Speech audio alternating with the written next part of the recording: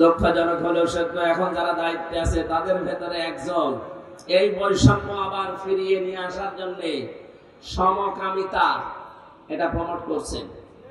জাতি কিন্তু এখনো পুরাপুরি বুঝতে পারে না। যদি বুঝতে পারে, আপনার উপদেষ্টা চেয়ারও কিন্তু থাকবে না। কারণ 1150-র উপরে জীবন দিয়েছে, 2700-র উপরে এখন হাসপাতালে। এরা খেলা করার জন্য জীবন দেয়নি।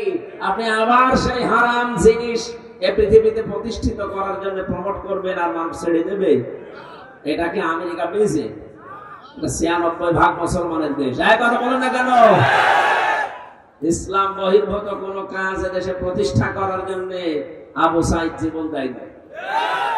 এক কথা বলেন না কেন? আবু সাইদ ছাত্র শিবিরের সাথী ছিল।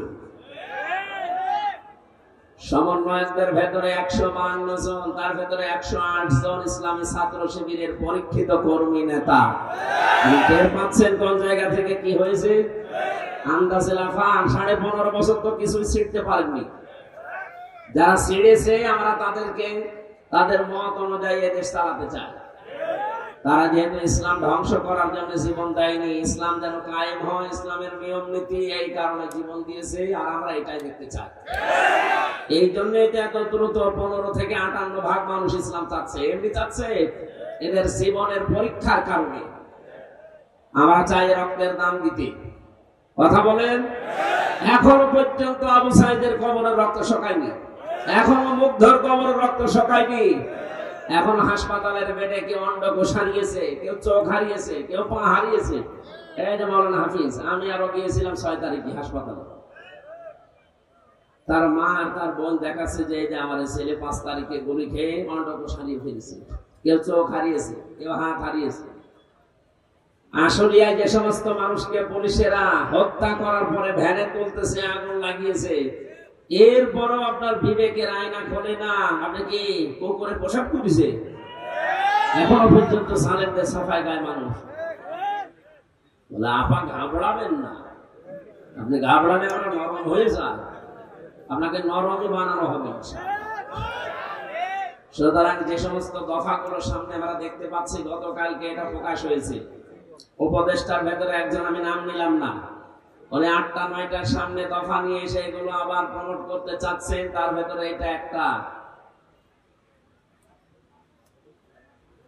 সমকামিতা, এই শব্দটা শুনলেই শরীরের ভেতরে কেমন যেন শিউরে ওঠে। এটা আল্লাহর পুরা সৃষ্টিকে পাল্টিয়ে দিয়েছে। পুরুষে পুরুষে নাকি বিয়ে করবে, নারীতে নারীতে বিয়ে করবে। ওরা এটা শরীফ শরীফা হিসাবে বানাতে চেয়েছিল, আজ ওইটা অনেকে কায়েম করার জন্য। আমরা এরকম উপদেষ্টা দেশে দেখতে চাই না। হ্যাঁ, কথা বলে না কেন?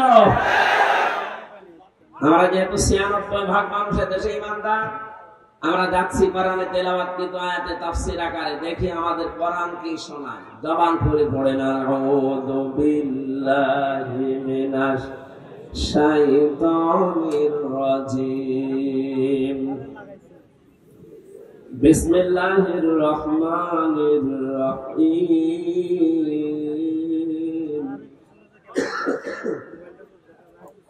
ওয়ালা ইয়াসরিকনা ওয়ালা ইয়াসনিনা ওয়ালা ইয়াকতুলনা আওলাদাহুন্না ওয়ালা ইয়াতিনা বিবুহতান।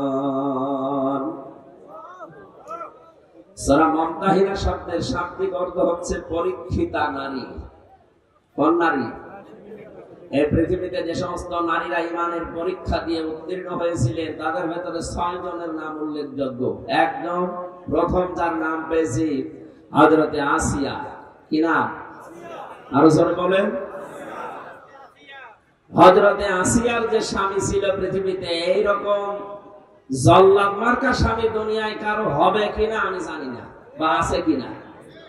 না আছে মানে না, ওর মতো স্বামী দুনিয়ায় কারো আসার কথা না। নিজের স্ত্রীকে হাতের ভেতরে প্রেক লাগিয়েছে, পায়ের ভেতরে শলাকা লাগিয়েছে, এই গরম তেল ঢেলে দিচ্ছে মাথার উপরে, কপালের ভেতরে প্রেক লাগিয়েছে। এই কঠিন অবস্থায় আল্লাহ রাব্বুল আলামিন জিবরাইলকে বললেন, জান্নাতটা নিয়ে তার সামনে ধরো। হযরতে আসিয়া জান্নাত দেখার পরে বলেছিলেন ইদআলাত রাব্বি বিলি ইনদাকা বাইতান ফিল জান্নাতি ওয়ানাজ্জিনি মিন ফিরআউনা ওয়া আমালিহি ওয়ানাজ্জিনি মিনাল কওমিজ যালিমিন। মেয়েরা যারা এসেছেন, বহু মেয়ে লোক আসার সময় চোখে পড়েছে, এই জন্য আমি হাদিসটা সামনে আনলাম। এই আয়াতটা হযরতে আসিয়া ডাক দিয়ে বলেছিলেন, জিবরাইল, জান্নাত আল্লাহ পাঠিয়ে দিয়েছে আমার এই অবস্থা দেখে। আমার আল্লাহকে বলো জান্নাত নয়, যেখানে আল্লাহ আছে ওখানে একটা ঘর যেন আমার জন্য আলাদা ভাবে বানায়, যেখানে সব সময় বসে আমার মালিককে দেখা যায়। দ্বিতীয় নম্বরে হযরতে আসিয়া বলেছিলেন, হে আমার রব, আমার উপর স্বামীর এই অত্যাচার দেখে তোমার আবার যেন রাগ হয়ে না যায়। তোমার কাছে আমি মোনাজাত করছি, এই কঠিন অবস্থা থেকে যারা আমার উপর অত্যাচার চালায়, যাদের হুকুম মতো চালায়, যাদের হুকুমে চালানো হচ্ছে, সে আমার স্বামী, স্বামীর মন্ত্রীদের ভেতরে হামান। দুই নম্বরে যাদেরকে দিয়ে চালাচ্ছে, তাদের এবং আমার স্বামীর জুলুম থেকে, অত্যাচার থেকে তুমি আমাকে বাঁচাও, কিন্তু আমার স্বামীর উপরে তুমি কোনো জুলুম করো না। মা বোনেরা একটু খেয়াল করেন তো, এত বড় কঠিন ভয়ঙ্কর পরিস্থিতিতে এত বড় শাস্তি পাওয়ার পরেও তিনি স্বামীর জন্য বরদোয়া দেননি। নিজেকে বলছেন, আল্লাহ আমাকে তুমি বাঁচাও, কিন্তু স্বামীর উপরে গজব দিও না। আর আপনার জীবনে একটু কোন কষ্টের ভেতরে আসলে আপনি আন্দাজে মুখ ফুটেই বলে ফেলেন যে তোমার বাড়িতে এসে কিছু পেলাম না। মানুষ, আশা করছি আজ থেকে আপনি জীবনে শিক্ষা নেবেন। আল্লাহ যেন তৌফিক দেয় আপনাকে, জোরে বলেন আমিন। আরো 6 জনের নাম আছে তাফসিরে, আমরা সবগুলো বললাম না, নামকরণটা বলছি। কেন এসলার নাম মুমতাহিনা। নারীরা যখন বিশ্ব নবীর কাছে আসতেন, নবীজিকে আল্লাহ জানিয়েছিলেন 6টা শর্ত দেবেন তাদেরকে। তার ভেতরে অন্যতম এই যে আল্লাহর সাথে শিরিক করবা না। এটা যেহেতু কালকে রংপুরে আলোচনা করেছে, এই জন্য ওই পয়েন্টটা আমি আর বলছি না। দ্বিতীয় নম্বর, যারা আমার কাছে এসেছ তাদেরকে আমি শোনালাম, ওয়ালা ইয়াসরিকনা, চুরি করবা না। কি করবা না? এটা কায়েম করার জন্য এটা শুধু ওয়াজে হয় না।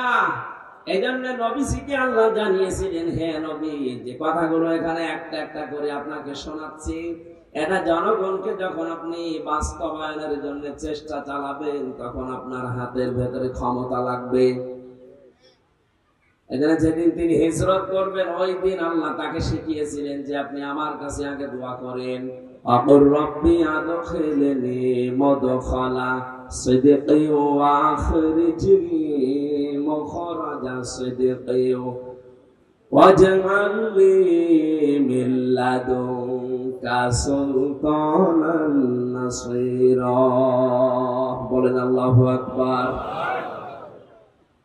আজ যে মানুষগুলো মনে করেন যারা দাড়ি রাখে, টুপি পরে, নামাজ আদায় করে, শুধু মসজিদ, খানকার, মাদ্রাসা নিয়ে থাকবে, তাদের পরিবার, সমাজ, রাষ্ট্রের দরকার নেই। তারা শোনেন, নবী যে কঠিন মুহূর্তে যেদিন হিজরত করার জন্য বাড়ি থেকে বের হবেন, এক মুষ্টি পানি হাতে নিয়েছিলেন। নবীজিকে জিবরাইল জানালেন যে আপনি শুধু সামনের দিকে ফিকে মারেন, সূরা ইয়াসিনের কয়েকটা আয়াত তেলাওয়াত করে। সূরা ইয়াসিনের কয়েকটা আয়াত তিনি তেলাওয়াত করার পরে সামনের দিকে মারলেন। যত মানুষ চারিদিকে দাঁড়িয়ে তরবারি নিয়ে পাহারা দিচ্ছিল, নবীজি বের হলেই হত্যা করবেন, তাদের চোখের কোণে কোণে এই বাণী পৌঁছিয়ে দিয়েছে নবী নিজে না, আল্লাহ নিজে পৌঁছিয়েছে। কোরআনে কারিমে আল্লাহ নবীজিকে শুনিয়েছেন, ওমা রামাইতা ইয রামাইতা ওয়ালাকিন্নাল্লাহা রামা। হে নবী, আপনি তো বালি শুধু সামনের দিকে মেরেছিলেন, চারিদিকে যে বালি পৌঁছিয়ে গেল এটা কিন্তু আপনি করেননি, এটা করেছে আমার কুদরত। তাহলে আল্লাহ পাক যে নিজে কিছু করে নবীজির জন্য, এটা প্রমাণ।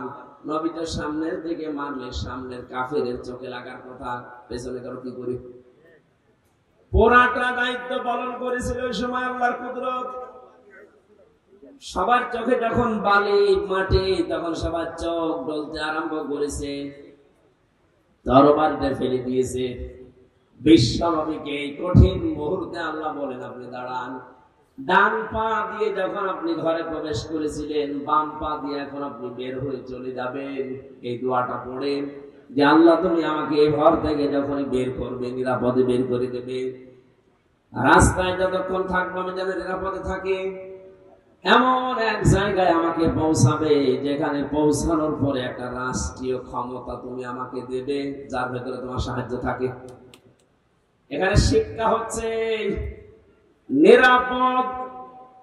নিরাপত্তা দেওয়ার একচ্ছত্র মালিকানা আল্লাহ। আল্লাহ নিজে নবীকে দোয়াটা শিখিয়েছেন যে আপনি বের হচ্ছেন কিন্তু নিরাপত্তা চান আমার কাছে, যে ঘর থেকে বের হলে আমি যেন নিরাপদে বের হতে পারি, পুরা রাস্তাটা যেন আমার জন্য নিরাপদ হয়। শুধু নিরাপদ হলে হবে না, যেখানে আমাকে পৌঁছাবেন পুরা জায়গাটা আমার হাতে দিয়ে দেবেন, ওই জায়গায় যেন আপনার সাহায্য থাকে।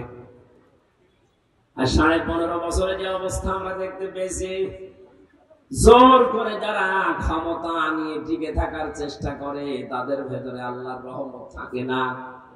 হাদিস আমরা শুনেছি জন্মের পর থেকে কোন মানুষ যদি দায়িত্ব চেয়ে নেয়, জোর করে নেয়, আল্লাহর রহমত তার থেকে তুলে নেন। কিন্তু কোন মানুষ যদি নিজে দায়িত্ব নিতে চায় না, আল্লাহ পাকের পক্ষ থেকে আসে, তখন আল্লাহ পাক নিজে তার ভেতরে তার সাহায্য রাখেন। নবীজিকে দোয়া শেখাচ্ছেন কে? বলেন বলেন।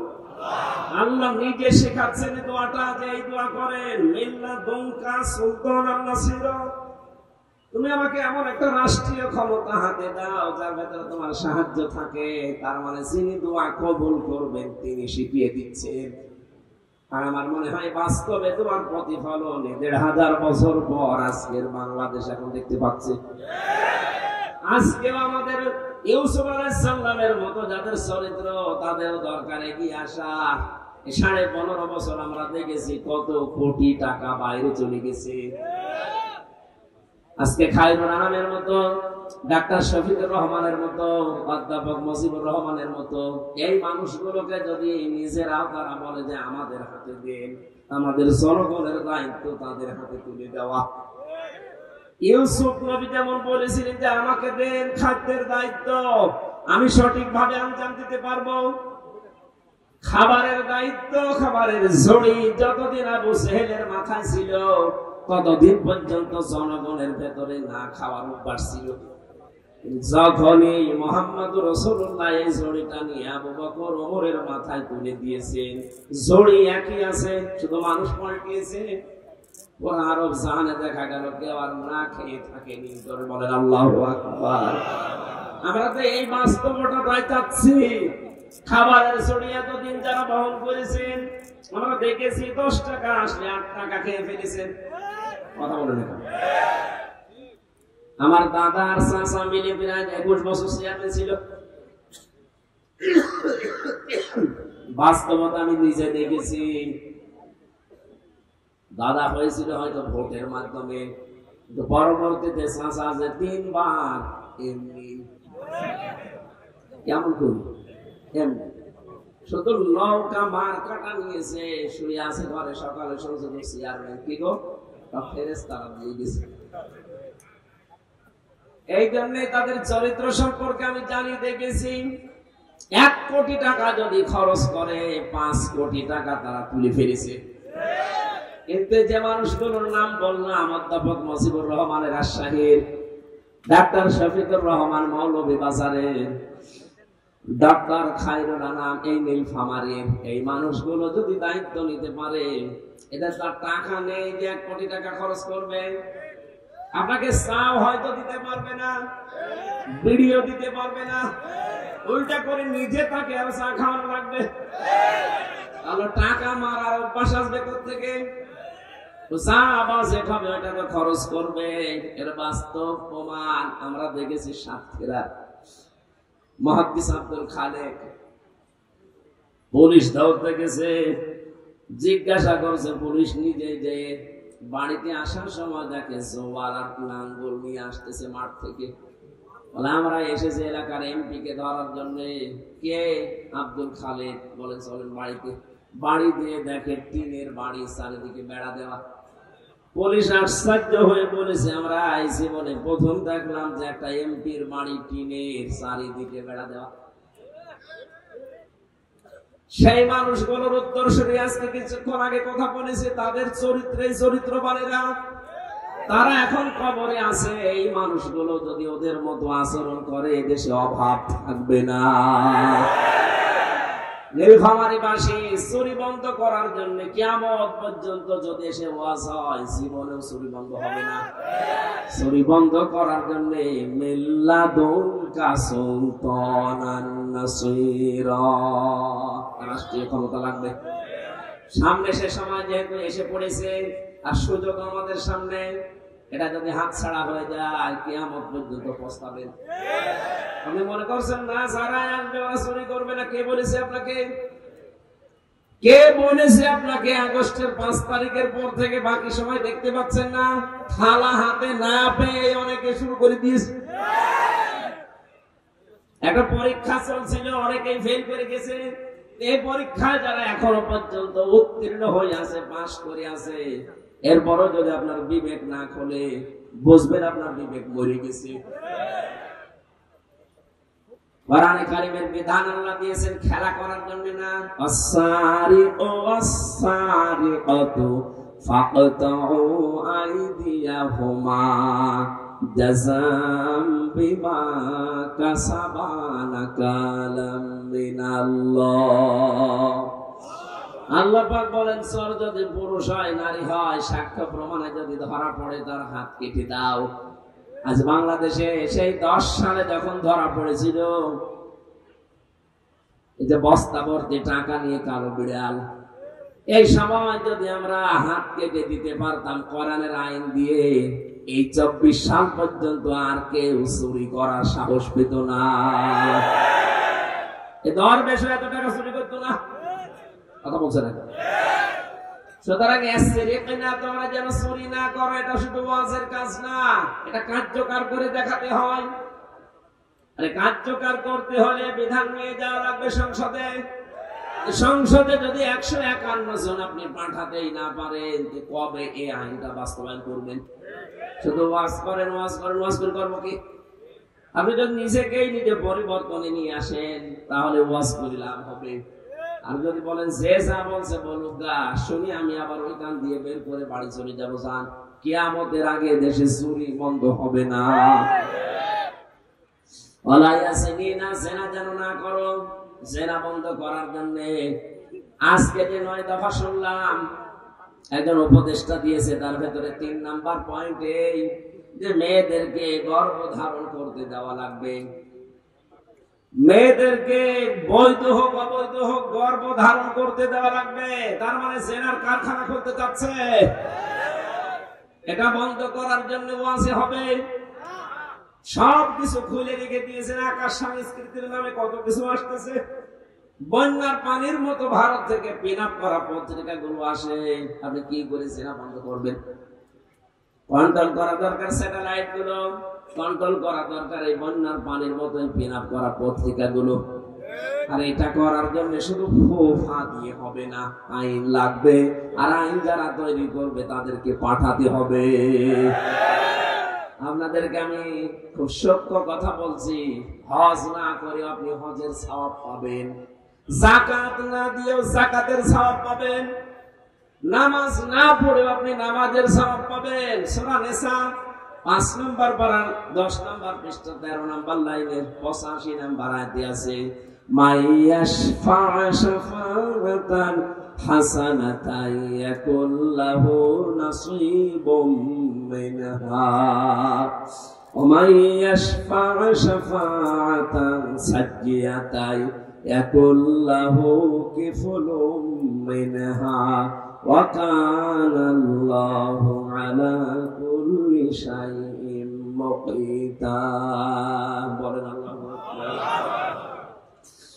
রব্বুল আলামিন বলেন, কেউ যদি কোনো ভালো কাজে সুপারিশ করে, সাহায্য করে, সহযোগিতা করে, রায় দেয়, সমর্থন জানায়, ভোট দেয়, ওই লোকটা ভালো কাজ করে যে সওয়াব পাবেন, আপনি শুধু রায়টা দিয়ে সেই সওয়াব পাবেন। এখানে অনেক হামসা কিয়ামতে উঠে বলবে, আল্লাহ আমি তো হজ করিনি, হজের সওয়াব তোমার ফেরেশতারা মনে হয় ভুল করে লিখে ফেলেছে।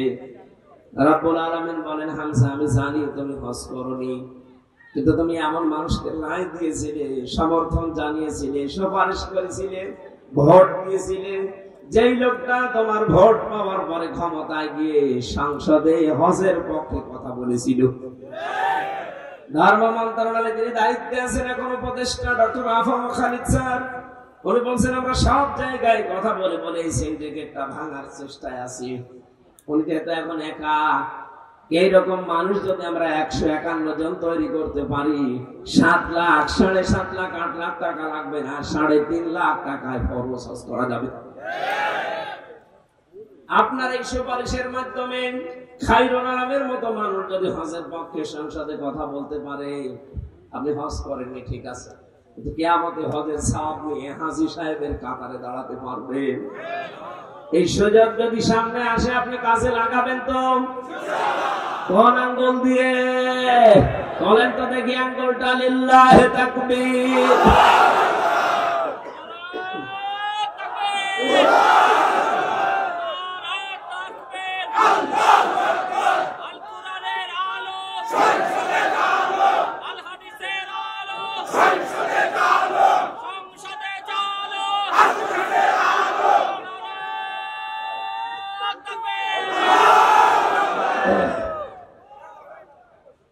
মানুষ যদি অন্যায় কাজে সাপোর্ট দেন, যাদের মনে হচ্ছে যে আয়াতগুলো রাজনৈতিক আয়াত, তাহলে আয়াত সূরা নিসা থেকে কেটে বাদ দিয়ে দেন।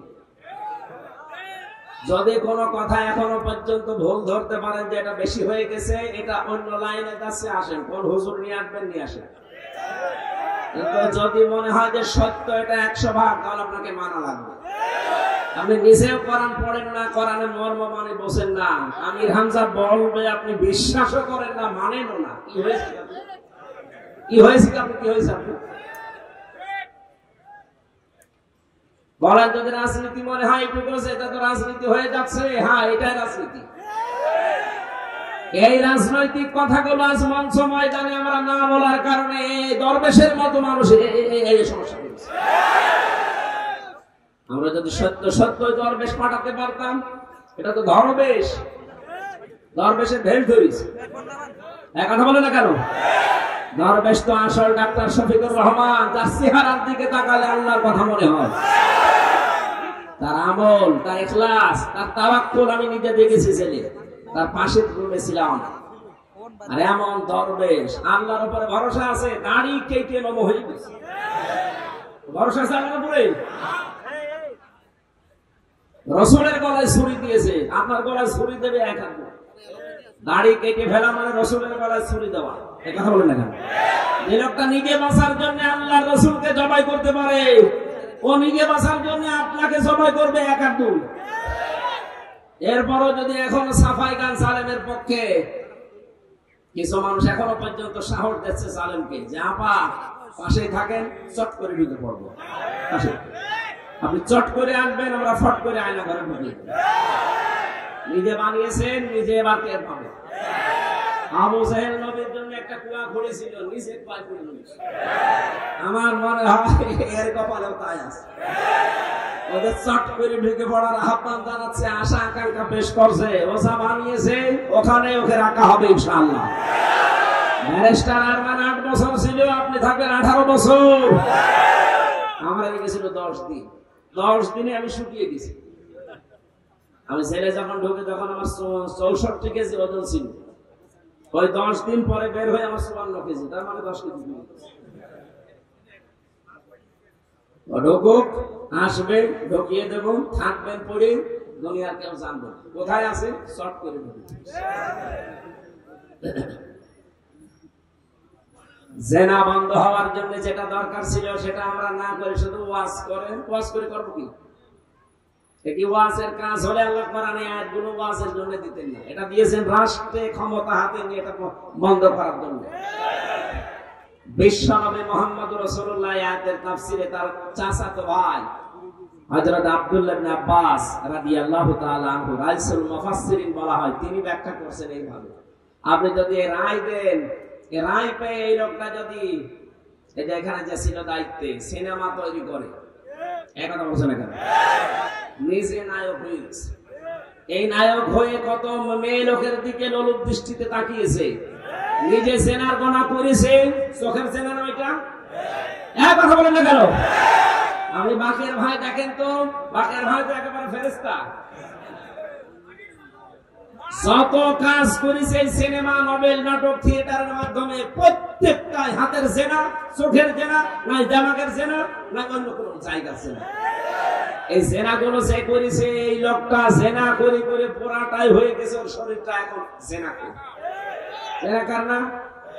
সিনেমায় যারা কাজ করে, নোবেল, নাটকে চরিত্র কোনটার আছে আপনি দেখান তো, বলে হুজুর হজ করে, কিসের হজ করে? ওর চোখের জেনা, ও কিসের হজ করে? এই লোকটা ক্ষমতা পেলে অবশ্যই এরকম কিছু জেনার কারবার তৈরি করত। 200 কোটি টাকা দেওয়া হয়েছিল সিনেমা তৈরি করার জন্য।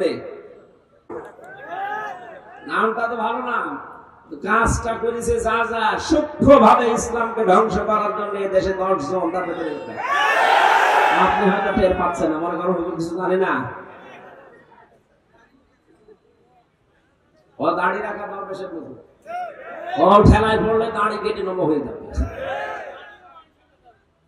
দাড়ি আপনি খায়রুল্লাহ নামের কাটান তো ফাঁসি হয়ে যাবে, মীর কাশেম আলীর মতো দাড়ি কাটাতে পারবেন না। দাড়ি আমরা মেকি দাড়ি না, লোককে দেখানোর জন্য রাখি না, এটা নবীর সুন্নাত মনে করে রাখি। কথা বলে দেখুন, জেনা করেন যখন আপনার আমল নামায় দেখবে যে জেনা, কিন্তু আমি তো জেনা করিনি, আল্লাহ বলেন আমি জানি জেনা করিনি। এমন মানুষকে রায় দিয়েছিলে সমর্থন দিতে, এ লোকটা ক্ষমতা পেয়ে জেনার কারবার করেছিল, ওখান থেকে ফ্ল্যাক্সি লোড হয়ে তোমার আমল নামায় এসেছে। এখন তুমি জেনাকারের কাতারে দাঁড়াও। নীলফামারীবাসী জেনাকারের কাতারে কিয়ামতে দাঁড়াতে চান? যদি হযরত ইউসুফ নবীর কাতারে দাঁড়াতে চান, তাহলে খায়রুল্লাহ নামের পক্ষে আপনাকে থাকা এটা ফরজ, নামাজের মতো ফরজে কাজটা। বলে ভোট কোথায় আছে? আপনি কোরআন শরীফ নিয়ে আসেন, সূরা নিসা 5 নাম্বার পারা 6 নাম্বার পৃষ্ঠা 7 নাম্বার 6 নাম্বার লাইন আছে, ইন্নাল্লাহা ইয়া'মুরুকুম আন তু'আদ্দুল আমানাতি ইলা আহলিহা। এই যে আমানাতি, এই বহু বছরের ব্যাখ্যায় আল্লামা শফি রহমতুল্লাহ আলাইহি উনি লিখেছেন আমানাত মানে ভোট। মারিফুল কোরআন নিয়ে আসেন, আমি বাংলায় দেখিয়ে দিচ্ছি, আমি আন্দাজে বলছি না, সব পড়ে বলছি।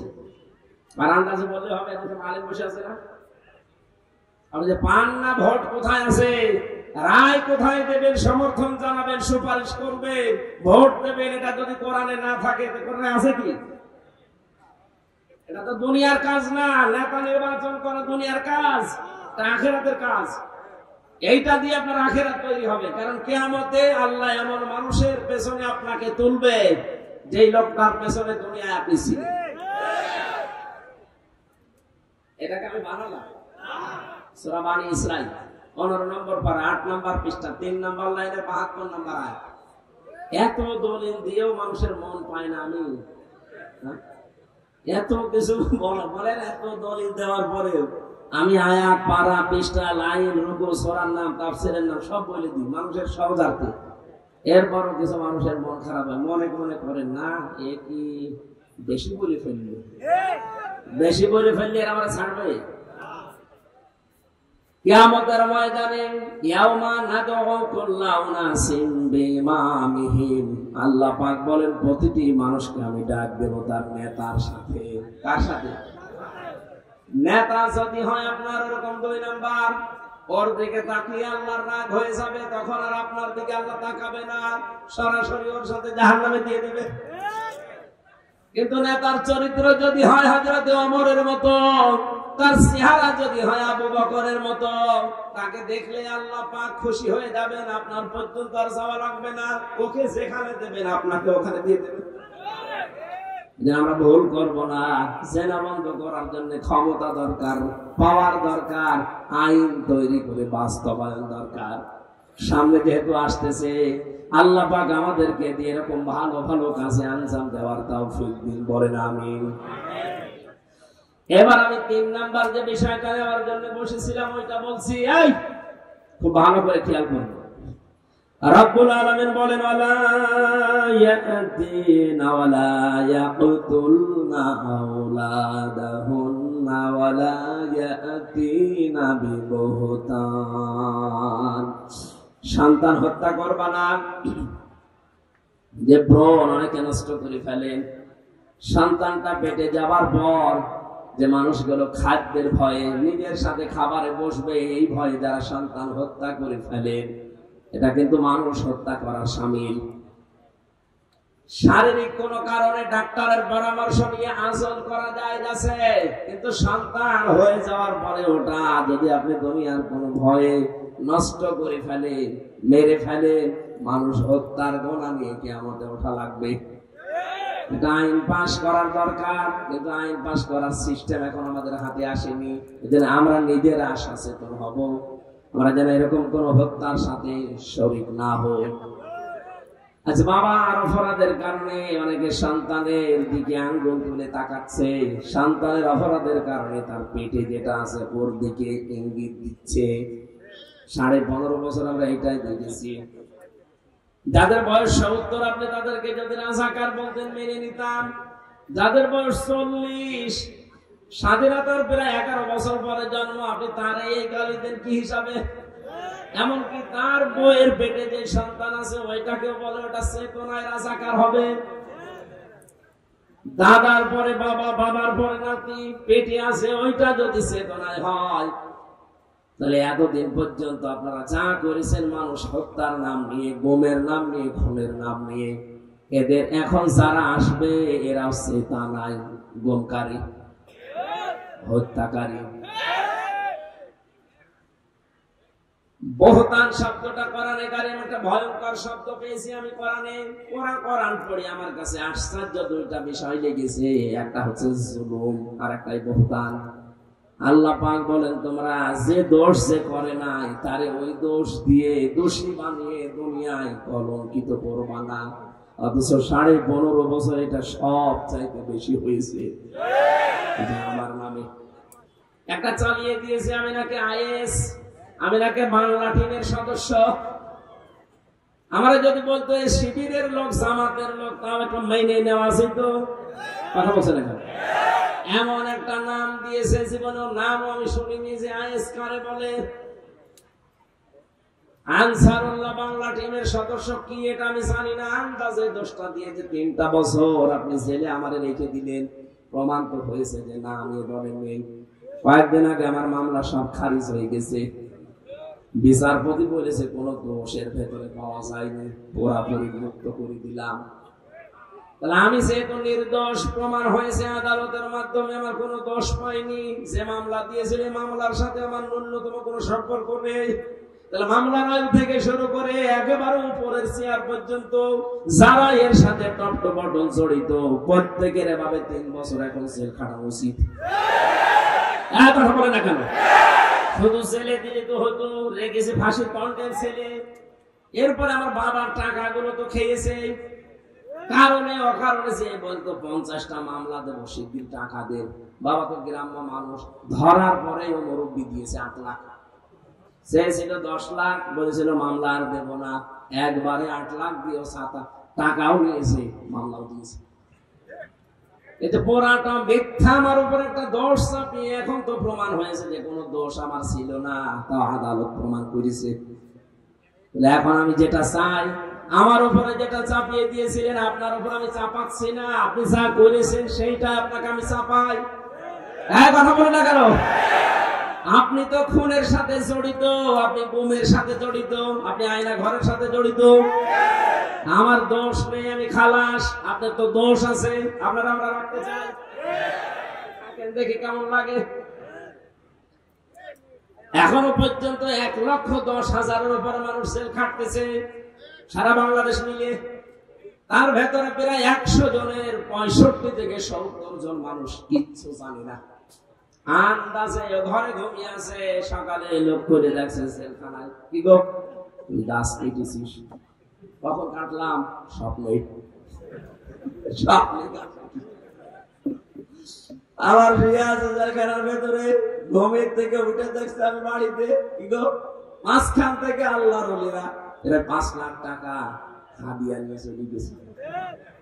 আমার মামলার আইন দিয়েছিল, আমি নাম করে বলছি কাজী মিজান, মাদারীপুরের ট্যাগের হাতে বাড়ি।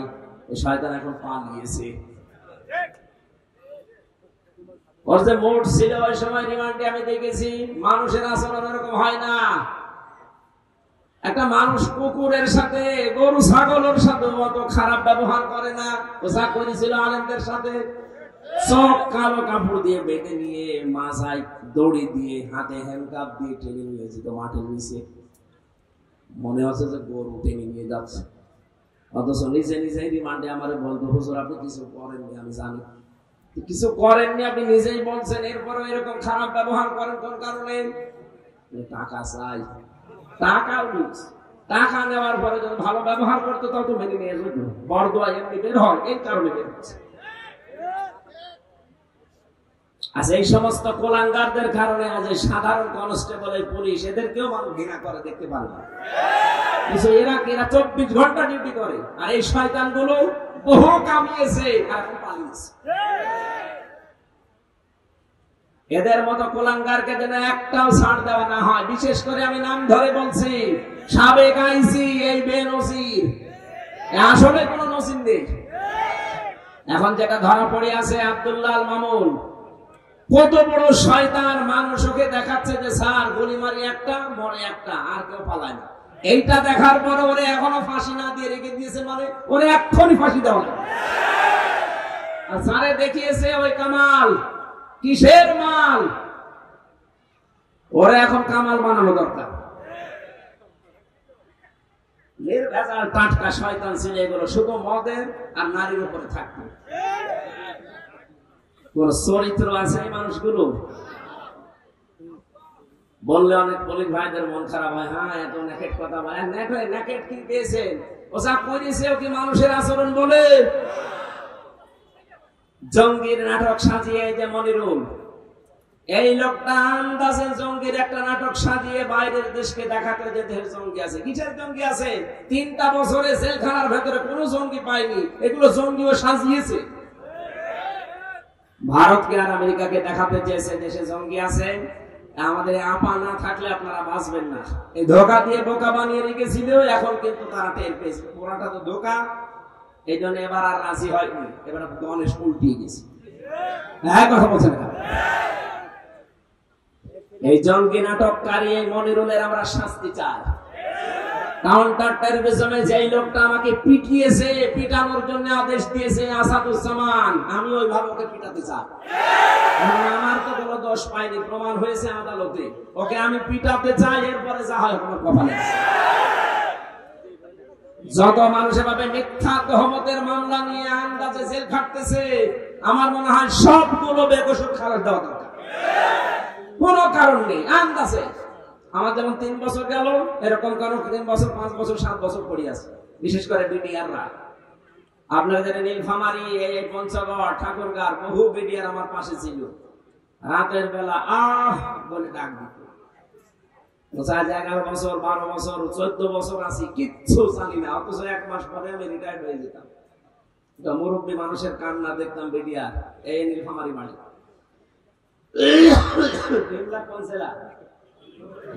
এখানে বাড়ি। কি কান্না, রাতের বেলা তাহাজ্জুদ পড়তে উঠতাম, দেখতাম আহ করে আওয়াজ। পঞ্চগড়ের আরেকজন, এই মানুষগুলোকে যেহেতু প্রমাণ হচ্ছে, ওরা নিজেরা বলতো ভাই আমার যদি শাস্তিও লাগিয়ে দেয়, আমাদের যে ডিপার্টমেন্টে আছে সর্বোচ্চ 7 বছর শাস্তি দিতে পারে, আর 14 বছর পরে আছে একক ক্ষমতা নিয়ে উনি রায় দেয় না। উনি যেহেতু পালিয়েছে, আমরা চাই বেকসুর ভাবে এদেরকে খালাস দিয়ে বের করে দেওয়া হোক। জীবনের বাকি সময়টা অন্তত পরিবার নিয়ে কাটা। গায়ে কথা বলেন না কেন? মাসলুম মানুষগুলো পড়ে আছে, কোনো দোষ নেই। যত তহমত দিয়ে মিথ্যা মামলা দিয়ে আজ 10 বছর 15 বছর পর্যন্ত জেলে আছে, যারা এখন এই মামলার আয়ু থেকে উপর পর্যন্ত জড়িত, প্রত্যেকের শাস্তির দাবি করছেন। কারণ পরবর্তীতে যদি কোনো জালেম আবার আসতে চায়, তারা যেন এখান থেকে শিক্ষা নিতে পারে যে আন্দাজে তহমত দেওয়া যাবে না। তহমত দিয়েছিল একজন। এদিকে কত বড় অপরাধ এটা, কিভাবে অপরাধটা সংগঠিত হচ্ছে। হযরত ইমাম মালিক রাহমাতুল্লাহ আলাইহি তার জামানার একটা ঘটনা আমি হাদিসের পাতায় পড়েছি, ইতিহাসে। তিনি তার জামানায় একজন মহিলা মারা যাবার পরে পাশের এলাকা থেকে এক মহিলা এসেছে লাশ ধোয়াতে। লাশ ধোয়াতে ধোয়াতে হঠাৎ করে যখন রানের উপরে হাত দিয়েছে, হাত গেছে আটকিয়ে। হাত আটকিয়ে যাওয়ার পরে চিন্তা করছে হাত তো খোলে না, কয়েক ঘন্টা পার হয়ে যাচ্ছে। এলাকার যে মসজিদের ইমাম ছিল তাকে বলছে আপনি কি করবেন দেখেন। তিনি বলছে এক কাজ করেন, হাত যেহেতু আটকে গেছে, এই হাতের যে জায়গাটুকু মাংস আছে এই মাংসটাকে ফেলে দেন। যার বউ মারা গেছে সে চিল্লিয়ে উঠেছে, কি আমার বউ মারা গেছে, এই মরা মানুষের গা থেকে শরীর থেকে আপনারা লাশ এই গোশত কাটবেন, আমি হতে দেব না, দরকার এই মহিলার হাত কেটে পাঠিয়ে দেন। এখন এই মহিলার স্বামী আর ছেলে বলছে না, আমার মেয়ে আমার বউ ভালো মানুষ, আমার মা ভালো মানুষ, আমরা এসেছি উপকার করার জন্য, এখন আপনারা তারই হাত কেটে দেবেন, জীবিত হাত কাটতে দেব না। কয়েক ঘন্টা হয়ে গেছে, মহিলা প্রসাব পায়খানা যাবে, কিছু হয় না, কি করে, হাত তো ছড়ে না। শেষ পর্যন্ত ওই দেশের প্রধান কাজী, যিনি বিচারপতি ছিল, মদিনায় থাকতেন ইমাম মালিক, ঘোড়ায় চড়ে তাকে নিয়ে আসা হচ্ছে। ইমাম মালিক আসার পরে ডাক দিয়ে বললেন, মহিলা সত্যি করে বলো কি হয়েছে। প্রথমে মেয়েটি বলছে আমি কিচ্ছু জানি না, শুধু লাশ ধোয়াতে ধোয়াতে হাত লেগে গেছে, আর ছড়ে না। ইমাম মালিক বলে, দেখো আমার কাছে কিন্তু কোরআন হাদিসের রাডার আছে, আমি ধরে ফেলবো, সত্যি করে বলো কি করেছিলে। মেয়েটা বলে, ইমাম সাহেব আমার তেমন কিছু মনে পড়ছে না, তবে একটা কথা আমার মনে হচ্ছে, আমি লাশ ধোয়ানোর সময় একটা খারাপ মন্তব্য এই মহিলার উপরে নিক্ষেপ করেছিলাম, যে তুমি তো উপরে ফিটফাট ভালো, ভেতরে তোমার সদরঘাট, তোমার চরিত্র ঠিক নেই। আমি একদিন একটা ছেলে পুরুষের সাথে তোমাকে গাড়িতে করে যেতে দেখেছিলাম, অথচ পরবর্তীতে আমি খোঁজ নিয়ে জেনেছি যে ওই ছেলেটা তার ভাইয়ের ছেলে। একটা মহিলার যদি ভাইয়ের ছেলে হয় সম্পর্কে কি হয়, ফুফু হয়। ফুফু কি হয়, 14 জন মহিলার সাথে দেখা করা জায়েজ আছে পুরুষ মানুষের, 14 জন মহিলার সাথে একজন পুরুষের দেখা করা জায়েজ আছে, তার ভেতরে আপন ভাইয়ের ছেলে আছে। কথা বুঝতেছেন, যে 14 জন পুরুষের সাথে দেখা করা একজনের জায়েজ আছে মহিলার, তার ভেতরে আপন ভাইয়ের ছেলে আছে। সূরা নিসার তাফসীরে পাবেন, আমি লম্বা করে বলছি না। যেহেতু তার সাথে দেখা করা যায়, আপন ফুফু, এর সাথে বিয়ে করা যায় আছে, বলেন আপনি খারাপ ধারণা করে ফেললেন, এই কারণেই তো আপনার হাতটা আটকিয়েছে। খারাপ ধারণা যদি কোন নেককার কোন মহিলার উপরে কেউ যদি আন্দাজে কোন ধারণা করেছেন আর তহমত দেয়, তাহলে কোরআন জানিয়েছে তাকে 80টা বেত মারা লাগবে। ওয়াল্লাযীনা ইয়ারমুনাল মুহসানাতি সুম্মা লাম ইয়াতু বিআরবা'তি শুহাদা ফাজলিদুহুম ইলা আখির আয়াত। কোন নিরপরাধ নেককার ওই দোষে দোষী না এরকম মহিলার উপরে কেউ যদি তহমত দেয় জিনা ব্যভিচারে, আর যদি সাক্ষ্য জোগাড় করতে না পারে 4 জন, মহিলা তোমার তো কোনো সাক্ষী, তুমি আন্দাজে মনে মনে ধারণা দিয়েছিলে, সুতরাং কোরআনের বিচার অনুযায়ী তোমার শাস্তি 2টা, 80টা বেত। আর 2 নম্বরে কোনদিন তোমার সাক্ষী আর পৃথিবীতে গ্রহণ করা হবে না, তুমি আর সাক্ষী দিতে পারবে না। আমার মনে হয় এই বাস্তবতাটা বাংলাদেশে যদি আজ কায়েম থাকতো, যে আন্দাজে কারো উপরে দোষ দিলে যদি প্রমাণ না হয় তাহলে তাকে 80টা বেত মারা লাগবে, আর জীবনেও কোনোদিন তার সাক্ষী আর নেওয়া হবে না। এদেশে হাজার হাজার মামলা এমনি খালাস হয়ে যাবে, কারণ আপনার সাক্ষী তো আর কোনোদিন নেওয়া হবে না। 2 নম্বরে 80টা বেত লাগানো হবে যদি এই মামলা প্রমাণ করতে না পারেন। আমারটা যেমন প্রমাণ করতে পারেনি, তাহলে এই মিজানকে কত বেত লাগানো উচিত কোরআন অনুযায়ী?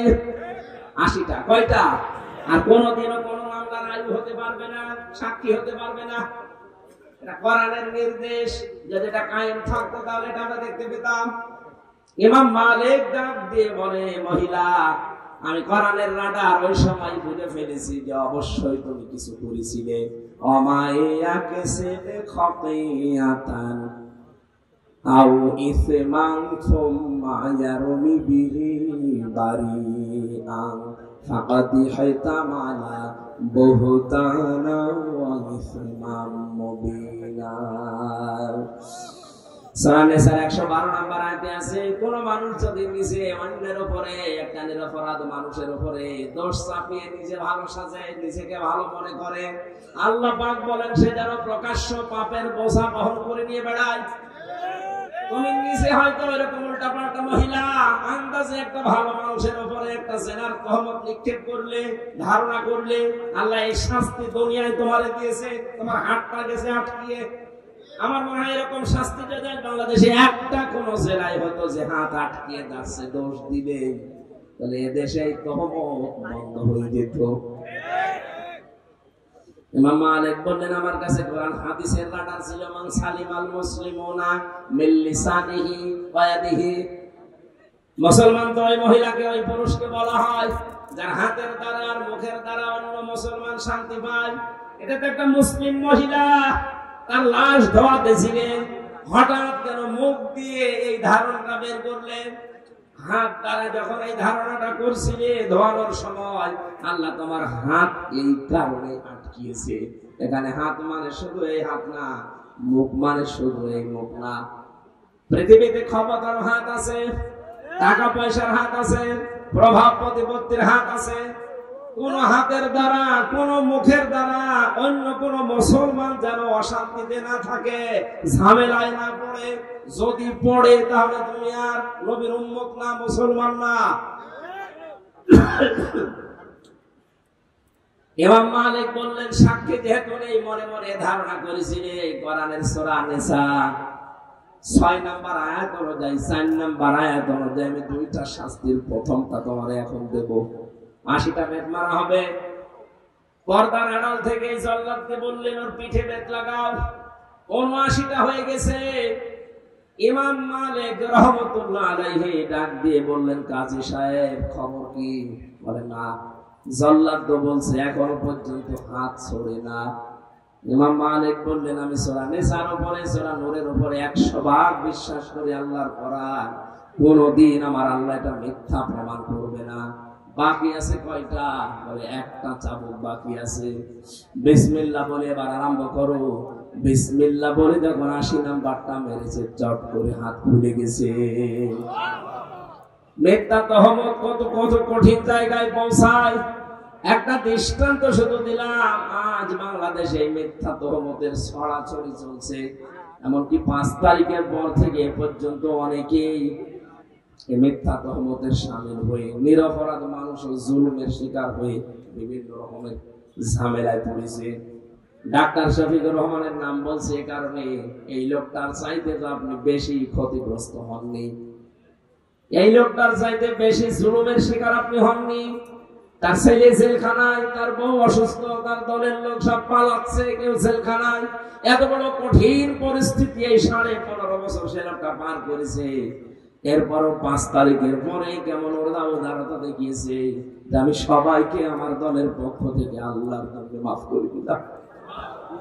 ভিকটিম যারা আছে তারা যদি কিছু করে আমি সাহায্য করব, কিন্তু আমাদের দলীয় ভাবে আমার নিজের পক্ষ থেকে আমি আল্লাহর জন্য সবে 15.5 বছরের অপরাধ মাফ করে দিলাম। ওই অন্য কেউ তো বাংলাদেশে কথা বলতে পারেনি। কথা বলে না কেন? কেউ বলতে পেরেছে কথাটা? কত বড় মন হলে কথা বলা যায়, নিজে ভিকটিম হওয়ার পরেও। আমারও পর্যন্ত এখনো উদারতা আসেনি। আমার মন বলে ওদেরকে যদি পেতাম, যা যা দিয়েছে আমার, আমি তাই দিতাম। কিন্তু উনি আল্লাহ এমন ভাবে ওনারে বানিয়েছে, আল্লাহ রাব্বুল আলামিন মনে হচ্ছে একেবারে হাতে ধরে দেখিয়েছে। যারা বহদান যারা এখনো পর্যন্ত আছেন, মেয়েদের ভেতরে অভ্যাসটা এখনো জারি আছে। মা বোনেরা থামবেন, আত্মাজে কারো উপরে দোষ চাপিয়ে দেবেন না। এরকম যদি কারো হাত আটকে যায়, সেদিন কিন্তু বুঝবে তামাম দুনিয়ায় আপনার নিয়ে ওয়াজ হবে। কথা বলে ঠিক কিনা? আল্লাহ আমাদের হেফাজত করুন।